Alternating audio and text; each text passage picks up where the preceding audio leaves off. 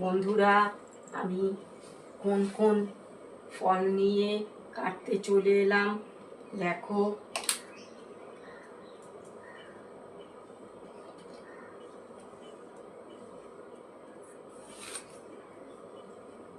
তো এইটা কার কার ফেভারিট, কারা খেতে ভালোবাসো? আমি তো ভীষণ ভালোবাসি বন্ধুরা।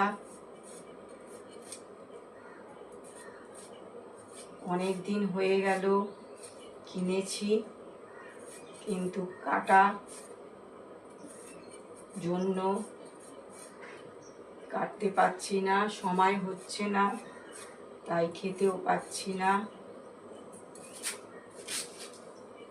এইটা একটা জিনিস খুব ভালো লাগে, বেশ শক্ত।